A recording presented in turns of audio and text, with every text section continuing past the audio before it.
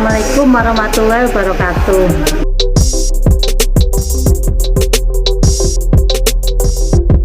Masuk pada materi kedua, mata kuliah ekonomi mikro syariah atau ekonomi Islam, yaitu temanya dasar-dasar permintaan dan penawaran. Dimulai dari penjelasan tentang kurva permintaan.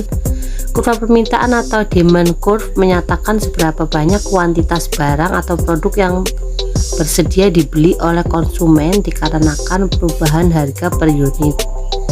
Jadi kuantitas barang dipengaruhi oleh tingkat harga yang ditetapkan. Kurva permintaan mempunyai slope atau kemiringan negatif. Nah, ini ya hukum permintaannya. Jika harga barang naik, maka kurva permintaan akan bergerak turun dan berlaku sebaliknya.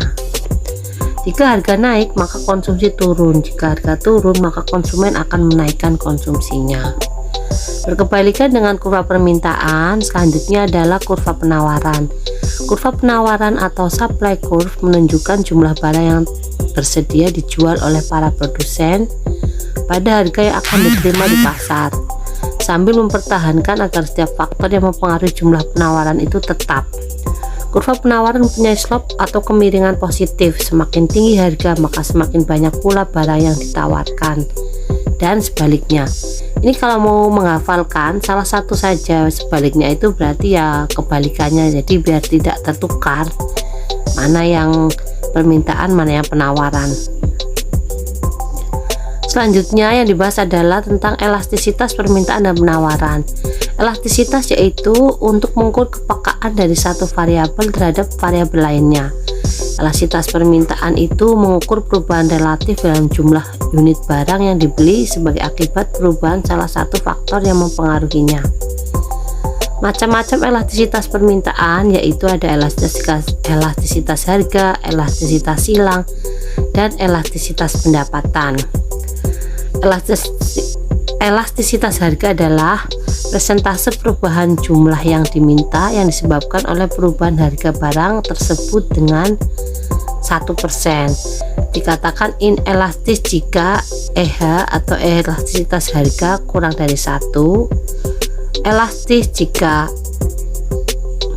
lebih dari 1, elastis unitary sama dengan 1, inelastisitas sempurna sama dengan 0, dan elastis tak terhingga sama dengan tak terhingga.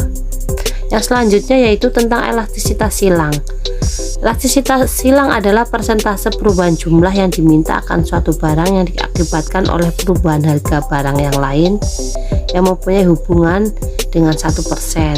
Elastisitas pendapatan selanjutnya ya, yaitu elastisitas pendapatan, persentase perubahan permintaan akan suatu barang yang diakibatkan oleh kenaikan pendapatan real konsumen dengan 1%.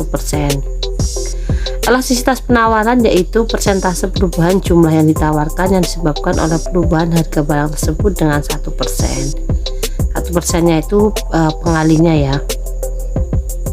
Selanjutnya faktor-faktor yang mempengaruhi permintaan terdiri dari harga barang itu sendiri, misal harga X, lalu harga barang lain yang berkaitan, misal harga Y, lalu pendapatan, ada selera, ada ekspektasi, ada jumlah penduduk, ada promosi. Berikutnya faktor-faktor yang mempengaruhi penawaran yaitu harga barang itu sendiri, harga barang lain yang berkaitan, harga-harga faktor produksi, ekspektasi, dan teknologi.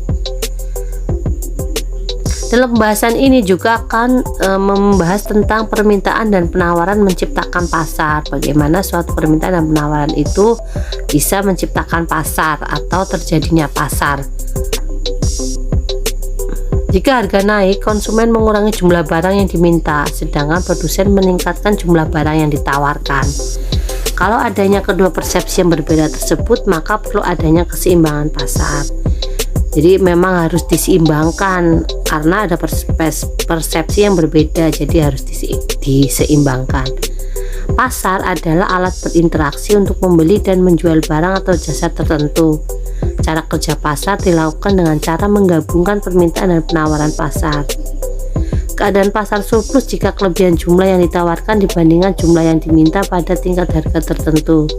Surplus mendorong harga untuk bergerak ke bawah. Keadaan pasar defisit atau kekurangan jika kelebihan jumlah yang diminta dibandingkan jumlah yang ditawarkan pada tingkat harga tertentu. Kekurangan mendorong harga untuk bergerak ke atas. Keadaan pasar dalam keadaan equilibrium atau keseimbangan jika keinginan pembeli dan penjual telah seimbang sehingga tidak ada tekanan atas perubahan harga atau jumlah barang. Jadi adanya keseimbangan itu apabila tercapai atau apabila bertemu permintaan dan penawaran di pasar. Yang terakhir adalah keseimbangan penawaran dan keseimbangan penawaran dan permintaan. Menurut Al-Ghazali, ya, ahli ekonom atau ekonom muslim, jika jumlah barang yang ditawarkan penjual lebih besar dari jumlah pembeli yang ada, maka penjual akan menurunkan harga untuk mendapatkan tambahan pembeli, sehingga setelah harga diturunkan maka jumlah pembeli menjadi naik, maka terjadilah keseimbangan. Misal pada tingkat harga P1 atau price 1, jumlah barang yang ditawarkan oleh penjual adalah sebesar QS1. QS itu adalah key quantity, S itu supply ya, sementara jumlah barang yang diminta adalah hanya sebesar key demand 1. Nah, demand itu permintaan. Dengan demikian sang petani tidak mendapatkan cukup pembeli. Untuk mendapatkan tambahan pembeli, maka sang petani menurunkan harga jual produksinya dari P1 ke P, sehingga jumlah pembeli naik dari Q D1 menjadi Q. Jadi ada keseimbangan itu terjadi apabila ada perubahan jumlah permintaan dan penawaran, sehingga akan menciptakan harga, sehingga akan menciptakan pasar, sehingga akan seimbang pasar tersebut. Demikian penjelasan dari saya, semoga memahamkan, semoga memberi pengetahuan yang lebih kepada kita semua. Mohon maaf bila banyak kekurangan. Saya akhiri. Assalamualaikum warahmatullahi wabarakatuh. Baiklah, untuk kuis mata kuliah ekonomi mikro syariah atau ekonomi mikro Islam,